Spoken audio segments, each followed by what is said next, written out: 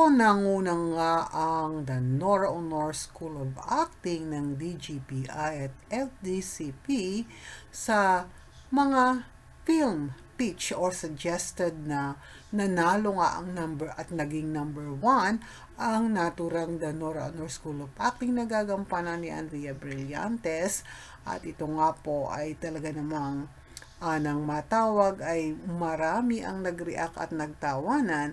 At wini-wish naman nating mga true-blooded Noranians na respeto nawa ang nakapaloob sa pelikulang ito para sa nag-iisang superstar. Bagamat ito, ang tema nito ay talaga namang komedya, ang nag-iisang superstar at ang national artist ay nararapat na sana nga ay irespeto at hindi maging katawa-tawa o mainsulto sa naturang pelikulang gagawin po na ito.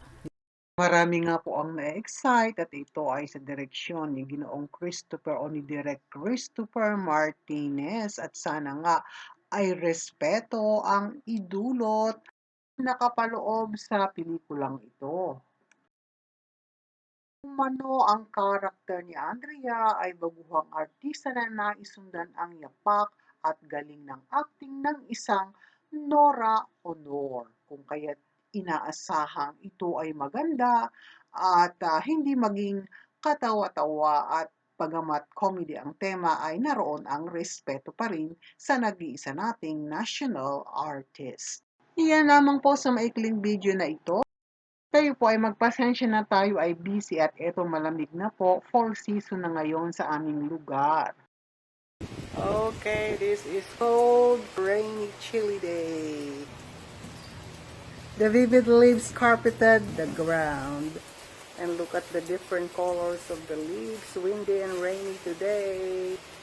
Happy fall! Maraming salamat po sa inyong pagsuporta. God bless us all. Huwag po natin kalimutang magpurit magpasalamat sa Diyos at ipanalangin natin ang ating mga kababayan at ang mamamayan ng bansang Israel. Maraming salamat pong muli.